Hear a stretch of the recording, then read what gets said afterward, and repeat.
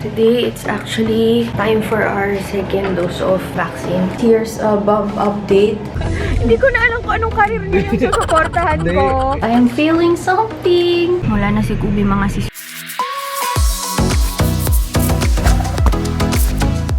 Morning mga sis. Maga namin today.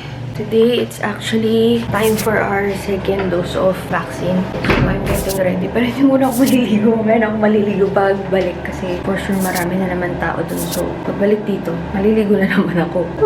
Papalit lang ako mabilisan.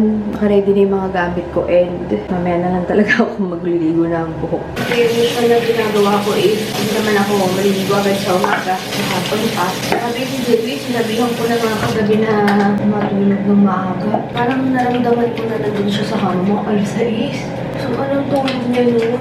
Sabi pa man din online, pagka mag-vaccine, to-lessen yung mga side effects. Although, hindi naman siya proven na alam niyo yun. Para lang at least kailangan may hydrated, may tulog. Pero inahayaan ko lang kasi talaga siya na gawin yung mga gusto niyang gawin ngayon. Kasi syempre, pag nandiyan na yung baby siya, jello is shaking. Ano talaga wala siyang masyadong side effect kasi pinakabahan ako. Mas malala daw pag second dose. Bago ako magbihis, here's a bump update. Alam nyo, wala pa akong stretch marks dito sa may chan dito. Pero doon sa baba, as in dito sa gilid Tsaka sa puwet and sa binte, ang dami talaga as in. Hindi siya brown, para siyang purple na nagpipink na nagre-red, ganyan. Or siguro sa huli pa siya magda-darken pagka nagtagal-tagal na. I am already 34 weeks and ilang days. Mga 8.5 months. Ayan ang mga sis. Very quick makeup. Pero magsa-sunscreen na tayo. Siyempre, diba? What I like about the powder, water resistant siya. So, pag pinapawisan under the mask, siya agad natatanggal. Tapos, pag pinag-combine mo dun sa sunscreen, mahirap siyang tanggalin. To be honest, pagka end of the day na, lip tint. Yun ang si Colorgram. Lahat ng ginamit ko will be in the info box below. Taas-taas nga lang yung buko. Ganyan ako pag tinitirintasan. Magpapabango lang ako. Ito ay hinaya ko lang sa mga stuff ko dahil magpapabango sila nito. Sabi ko, bango na. Matamis siya, pero hindi siya ultra matamis. Pero ito na yung pinakamatamis na kaya ko. Ilalagay ko sa link sa info box. Gingham. Bagong discover ko lang to dahil sa kanila. And ayusin natin gamit ko. So, for today, ang dadalahin ko lang is yung nandito na sa loob ng aking bag. Yung ultrasound ni baby last time. Yung aming vaccination card, nakashoot na dito. Tapos, wallet, alcohol, lip tint, and tiger balm. Pagka, alam niyo, biglang may sumakit ang ulo. Tapos, cellphone. Tapos, yung camera. Ay, magbaon pala ako ng apple and water. Palitan ko pala. Medyo malaki tong dala ko.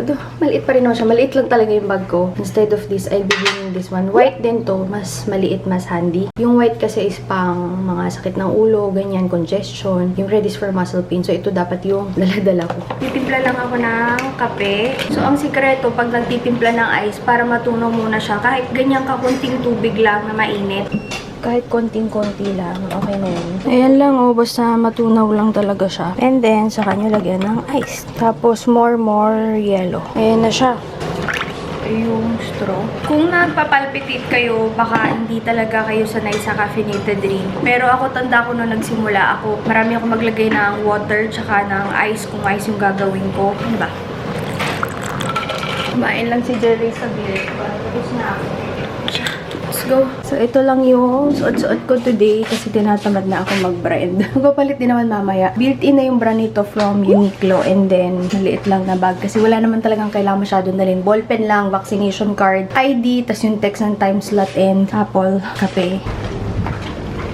Hindi ko alam kung paano nila ginagawa yung aray ko. Hindi sila stress pag late na. Nakapag-iosip pa nga. Ang galing. Kailangan may sigawan muna sa umaga bago hindi kayo malate. Grabe, mukhang uulan na naman today. Last time kasi nung nagpa-vaccine kami, alam ko, maulan din nun, di ba, Jeloy? Tatandaan ko kasi binaba kami ni Jeloy dun sa parang may vaccination site. Tapos nag-park sila ni Benedict. Yung kasama ko na buntis last time na magpa-vaccine, hindi ko lang talaga na-vlog na dahil nga cellphone lang ang dala ko. Ang galing nga niya, parang isang lang daw na i-push na daw, walang epidural. Ang galing, di ba? This is her second time naman to to deliver and yung una ganun din naman normal. Anyway, shinare ko lang sa inyo so at least meron kayong konting background sa mga gustong magpa-vaccine na buntis. And kung hindi nyo napanood yung vlog namin ni Jeloy nung unang beses nagpa-vaccine, ilalagay namin in the info box below kasi after nung vaccine day, naglagay pa ako ng mga susunod na days. Wala naman talaga ako naramdaman nun after. Kaso nagkaroon ako ng allergy after 5 days, which is normal kasi paiba-iba yung panahon. Sa tingin ko hindi talaga yun sa Sabi daw vaccine. nila pinakagrabe second dose eh.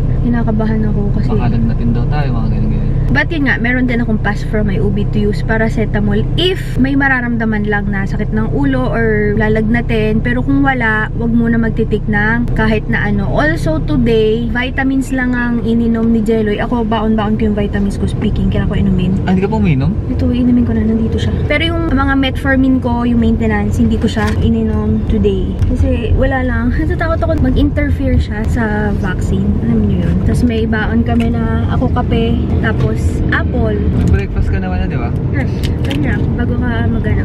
So, kung anong din ang gagawin ko dito, baka yung mga susunod na days, i-vlog ko din kung may mararamdaman man kami sa aming vaccination. Sana wala talaga masyado. Ang hirap kasi nung may dinadala ka kasi syempre, hindi mo alam kung ano yung magiging effect.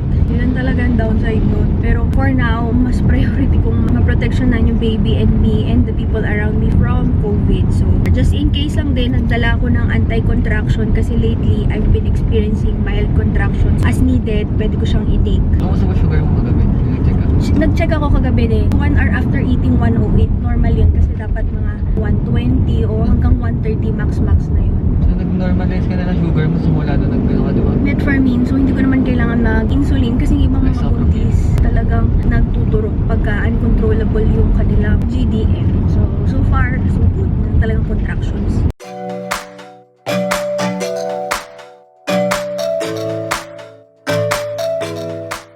Dito na kami sa may area namin pero hindi kami makadaan sa amin kasi syempre ingat-ingat kahit nga yung mga staff namin pag pumapasok o nagbibisita sa condo nakamask talaga, pati sina ate nakamask din. Ano din naisip ko? Oh. Turuan ko si baby sumayaw. Oh, wait lang ha, may sasabihin lang ako dyan ha. Alam nyo ba, hindi ko na maintindihan si Jeloy. Dati kasi frustrated dancer lang to. Ngayon, lagi siya, sabi ko parang last time Regine din yung kanta papunta doon sa vaccine. Tapos parang tungkol sa ulan din yun na. Parang frustrated singer din siya. So, hindi ko na alam kung anong career niya yung susuportahan ko. Ito pinakauna, gusto niya maging dancer. Gusto niya mga mag-dance lessons. Tapos parang gusto niya maging streamer. Pero parang hindi na din daw. Tapos Magaling kasi akong dancer. Ano din?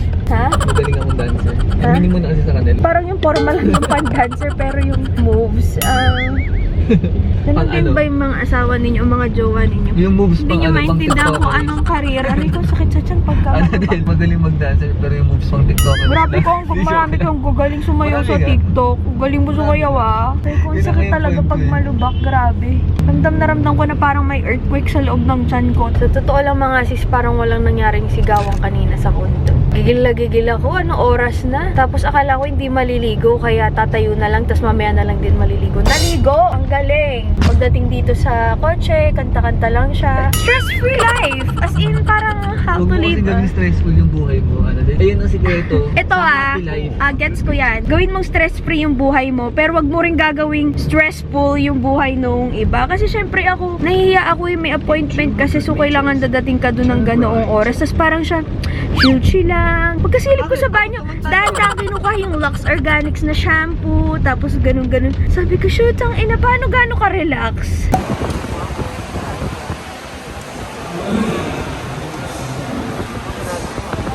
Wala tayong plaster na yun.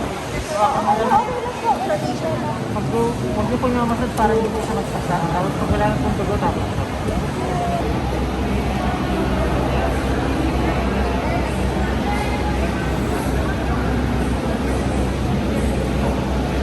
Mga sis, at grabe sobrang gulo na ng buho ko dahil dun sa face shield. Anyway, nag-spray na kami ng alcohol si Jelly eh nandun lang sa labas. Kanina pa nung nagpa-park, tumama kami dito sa may puno sa likod. Pero nagulat kami kasi walang tama yung sasakyan, which is good. Sabi ko, naku, kailan ipapadetail pa kasi to para bago ipasok yung gamit ni baby. But nandito na sa amin ang aming vaccine card. Yung vaccine card namin, ang kulang na lang ay picture. Tapos, mas maganda kung ipapalaminate ninyo. And then this one, you have to get it certified certified sa may MOA. Next time, i-vlog ko kung paano siya sinicertify so that you can get your vaccine passport. O kung gusto nyong umalis pa ng bansa, although wala pa naman kami balak ni Jelly, wala lang masama kung ipe-prepare din namin yung vaccination passport. Color yellow ata yun. Siguro after kong manganak na or before manganak, asikasuhin namin. I-vlog ko rin yun. Nung tinurok siya sa akin, parang nung naglalakad ako, medyo mabigat na, very light yung ulo ko. Hindi ko alam kung psychological lang ba to o talagang mabigat yung gamot. But so far, okay naman. Thank you Lord talaga na vaccine na kami kasi ilang weeks na lang. So siguro mga 34 kasi ako ngayon. Either 38 or 39th week ata ako manganganak. So for almost 1 month, iire na ako. And sabi nila, 2 weeks nga daw to let the vaccine take effect sa katawan. Kaya mas lalo mag-ingat dun sa 2 weeks na yun. Settle lang muna dito. Ang dami kasing tao dun. So parang 5 minutes lang kami dun. And then after vaccine na, tapos lumabas na kami dito na kami mag-wait sa sasakyan. Si Jelloy ay,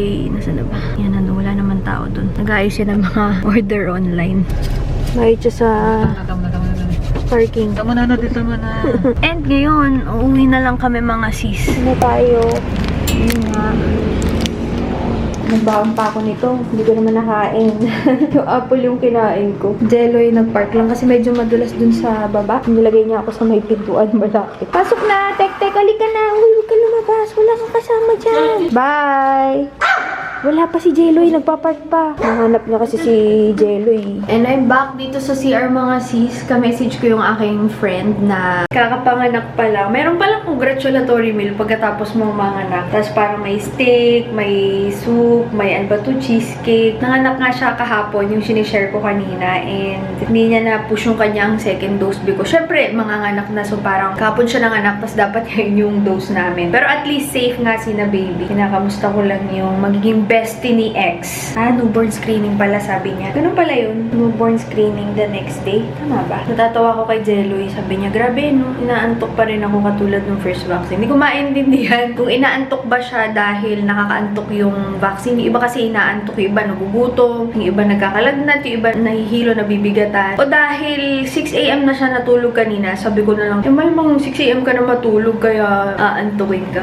Natanggal ko lang yung braid sa akin ni Ate Ana. Si Ate Ana nag-braid sa akin, hindi ako marunong nung sobrang sinsina. Braid na ganyan. Tapos maliligo na ako. Si Jelly magpapalit siya ng damit. Kasi kanina naligo siya bago umalis. Sabi ko, baliktad eh. Dapat saka ka na lang naligo pagdating mo. Yung talaga minsan mga lalaki, mahirap spilengin. Parang tayo rin, mga babae.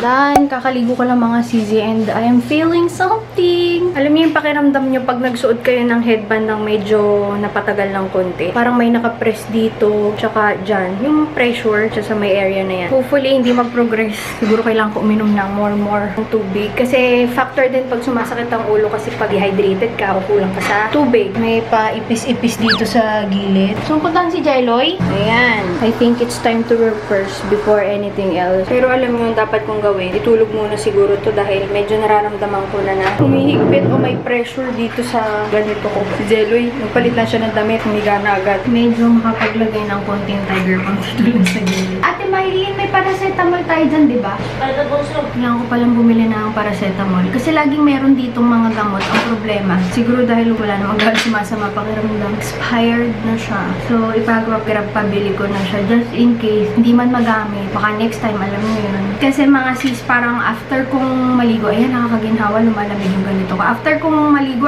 before maligo, may message ko na si Doc, yung aking OB, na nagpabakuna na kami ni Jelloy. Tapos sinabi niya, yay! And pwede man daw ako magparacetamol. Ilang araw ko nang tinutuos to pero hindi ko masimulan. 33 minutes. Para mas gusto ko mauna yung mga ibang videos. Last na to nung baby haul. After, ano ba oras na kami nabakunahan? Mga 11 tayo nabakunahan, Jelloy, di ba? And 11, 12, 1, 2. After 3 hours, ngayon ko lang naramdaman na sakit na siya. Halay na to.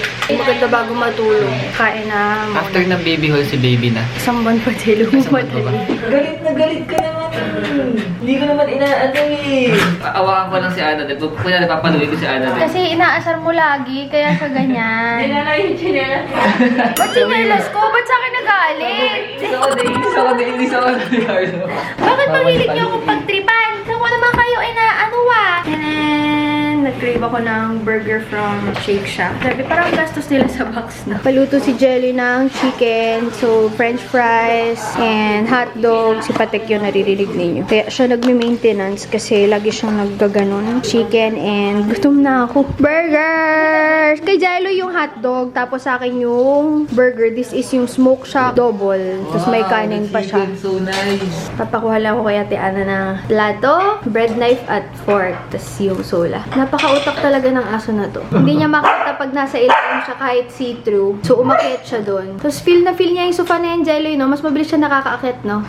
Bakit yung umihiga siya dun? Baka di na kailangan mo? Para talaga siyang tao.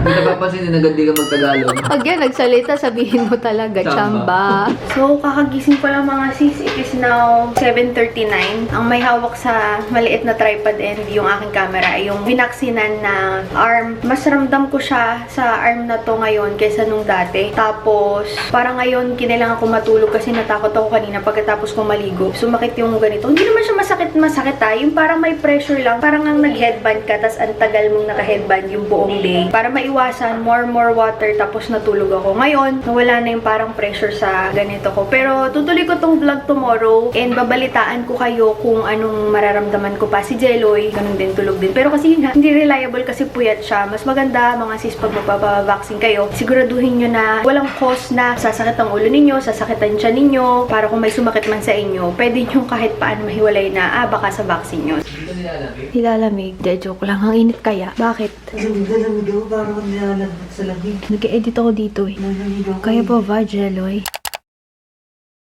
Good morning guys. It is now 9:44. Nakatulog na kami ni Jeloy pamadaling araw na dahil nakatulog kami ng hapon. Tapos nung gabi, 37 yung temperature niya and kanina nag-check ako. 37.9. Tapos inulat ko ulit 37.6. Ako kaya. Hindi ko pa na-test yung sarili ko. Kaya't naghahanap kami ng gamot. Nag-on lang pala. 36.4. So, hindi ko alam kung makikita niyo, nagaganyan siya sa screen. Si Jeloy, medyo nung tulog siya, nagsasalita na siya. So, alam kong malamang nilalagnat nga ito. Tingin ko lang yung gamot.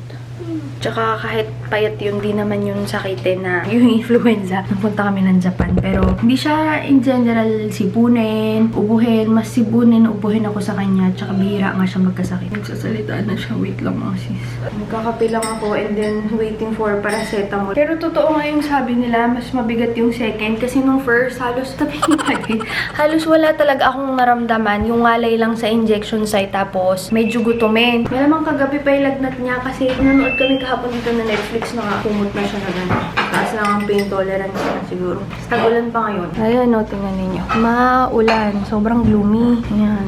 Kumakain na yan. Nakakatawa pa siya. So, okay yan. Yeah. Kanina dala-dala niya yung kumot. Sisingit ko yung IG story dito. Nakagown daw siya with some slit. Saya pa siya. Nilalamig ni. May slit daw siya. Kaya pa ba? Okay pa, kaya pa, nakakatawa pa si Jeloy. Pero kasi dati, nagka-influenza to. Nakakatawa pa rin to eh. 40 na yung lagnat eh. Sana all. I mean, ayokong magkalagnat. Pero ibig sabihin ko sana pag nagkakasakit, sobrang mataas yung tolerance. More water and fruits and more kain. And rest. So, ayan ang aming pagkain. Nauna lang yung champurado kasi baka hindi gusto ni Jelly yung uram. But, pumuslit kami ng luto ng danggit. Hininaan lang namin yung apoy bawal kasi dito. Sorry po sa admin ng building pag nakita nyo ng danggit kami. And my favorite which is ampalaya. Tapos, yan kanin. So far mga sis, wala pa din naman akong gaanong nararamdaman yun. Ito pa rin ang naihawak ko ng pang-vlog yung aking kanan. And wag lang siyang itataas ng sobra kasi medyo ramdam ko siya pag tinataas siya ng mataas. Pero hindi naman masakit. Uncomfortable lang na, alam niyo parang naipit sa gabi pag natutulog kayo ngalay. Tsaka wag mo lang ipipress kasi parang medyo masakit yung pinapress. Kain na muna kami. Dito na yung orange. Yung pinagbalatan ay wala pa, no? Pero dami nagtatanong about this temperature thermometer mga sis. And nilagay ko siya sa aking IG story since may mga nagtatanong. It's a non-contact infrared thermometer kung hindi ako nagkakamali. And sinadjust lang din sa akin ito. Ilalagay namin yung link sa info box. Maganda dito, pwede siya for people which switch mo lang dyan. And then also for room temperature. Lalo na pagka may baby kayo, hindi nyo alam kung mainit ba o malamig. Hindi siya nagpa-flash na ganyan dito. Basta nagaganyan, biblink-blink siya sa camera. But in person, hindi naman. Hindi naglalayo-layo yung reading. Minsan kasi, di ba, parang 34, biglang magiging 36, 37. Nakakatakot pagka hindi reliable yung thermometer. Nakakakaba. Lagay ko na lang sa baba yung kanyang link. Also, this is battery operated. Ayan pala, AA lang siya. Ayan, may nagbigay sa amin ng bouquet ng malunggay mga sis. Tsaka ng gatas. So, ito mamaya, lalo na pag merong buntis, yan, importante. Tsaka pag merong may sakit, may sabaw dapat. Si Jelly, may nararamdaman siya. Ako wala. Pero sabi no iba, mas maganda daw may nararamdaman. Tama ba? O eme lang yun? Kasi sabi nila, pagka may nararamdaman ka, parang fina-fight daw ng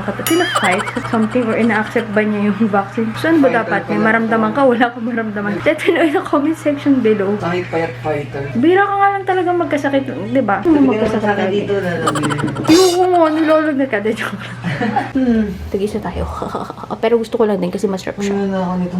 Uy, inumin mo na! Uy, malamig eh. Yung orange, hindi din ginagalaw. Ay, kinain ko kakalati lang. Guys, kumain kami. Hindi ko na na-vlog. But, ayan, medyo bumaba ang lagnat ni Jelly ng konti. Pangalawang biogesic pa lang naman niya yan. And nandito siya sa gilid. Sus, mukha namang walang lagnat. Nakakatawa pa. Kayang-kaya pa. Love nut. Love nut lang ata yung Jelly. Chalk nut. Kasi syempre, hindi rin ganun nakakakaba kasi yung lagnat naman is, alam mo na, nagpa-vaccine ka. Kaysa sa yung nilagnat ka lang ng hindi ka nagpa-vaccine or hindi ka naulan na medyo yung orkot yung mga ganun.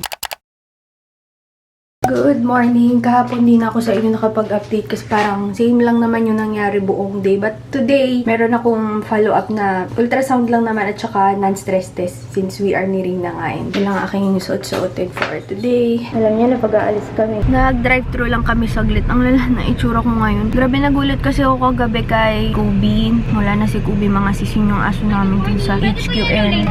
Ano kasi yung HQ, nabili siya parang 2019 tapos yung aso doon naiwan kasi hindi ata pwede doon sa lilipatan ng bagong owner. Siyempre kami naman ni Jelly lumipat dito sa BGC. Isa lang yung pwedeng aso. Actually si Patek na nasisita siya ngayon. Sana wag mapanood ng admin tong video na to. Anyway, mga nag-aalaga naman doon sa HQ pero nagulat ako kasi biglang ganun. Ang lakas pa daw kahapon. May hinahabol pa daw na pusa doon sa HQ. That explains why na-itsura ko. But probably, ano yung order nandito? Ngayon na McDonald's. Pero meron akong baong kape. Hindi ko na alam kung ano sinasabi ko, nakailangkat na ako mga sis. Basta, balak pa namin dalhin siya sa bahay. Kaso, hindi na nga umabot. So, si Dos na lang yung nandun. Buti kagabi, meron nag-pick up for, nakapagpabook kami for aquamation. Para siyang cremation din, mas lesser carbon footprint, something like that. Maganda days yung nahanap mo kahapon. Mas natural, mas gentle daw yun dun sa, mas irrespectful ng remains ng mga aso. O pusa o kung anong pet yung meron ka. But I do not wish, syempre, yung mag-share ng details para alam nyo yun. I do not wish that for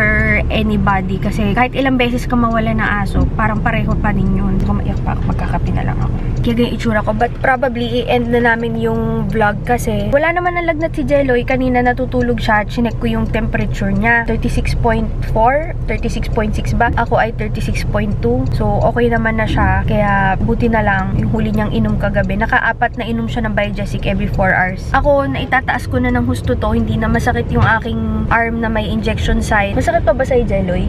Hindi na masyado. Right now, magpa-ultrasound ulit and non-stress test. Mas-stress ka na lang sa kaka-non-stress test mo every week. Pero ganun talaga yon kasi doon nila minomonitor kung may contraction ka ba. Ako kaya nire-require ako nito kasi nga meron akong mild contractions. Though not alarming, minomonitor na lang para lang din na sure. Chicken nuggets and cheeseburger, mabilisan lang.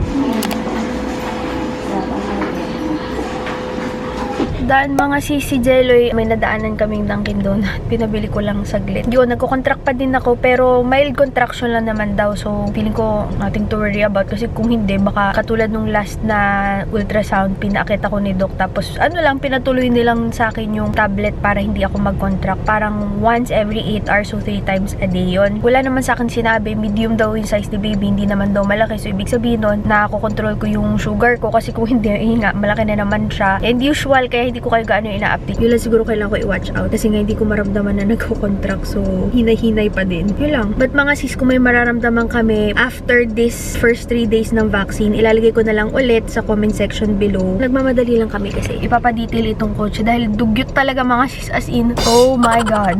Ito yung first ever detail niya. Simula nakuha namin siya ng February namin to nakuha, yung time din na nalaman ko na buntis ako. Mustang ay dinadala ngayon kasi doon nga siya nakapark sa Pasig para magamit-gamit dito kasi hindi talaga siya nagagamit. So, 4 days wala itong makan sa amin. Yung Mustang muna yung gagamitin. If ever lang kailangan umalis si Jelly, pero hindi naman kasi talaga kami umaalis. Not unless sa office lang, which is just sa kabilang building lang naman. Ayan na siya.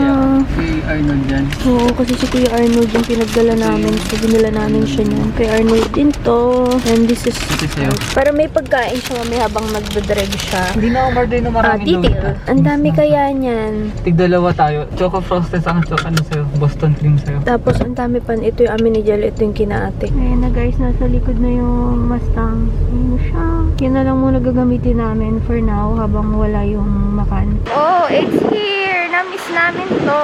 Si Ate Ana yan. Ito na muna for now. Guys, end ko na tong live. Ay, live tuloy. Vlog. Wala naman na kaming nararamdaman ni Jeloy. Nakakapag-trabaho na kami ng normal. Wala na rin siyang lagnat. So, sana tuloy-tuloy na. Kasi iba nga after ilang days pa daw yung effect. But so far, so good. Balitaan nyo na lang din kami kung kamusta naramdaman ninyo sa inyong mga vaccine in the comment section below so we can help other people out. Basta kami, ay si Jeloy lang actually, paracetamol lang. Yun lang talaga. Thank you for watching our vlog and see you on our next videos. Bye! Against the light. Bye!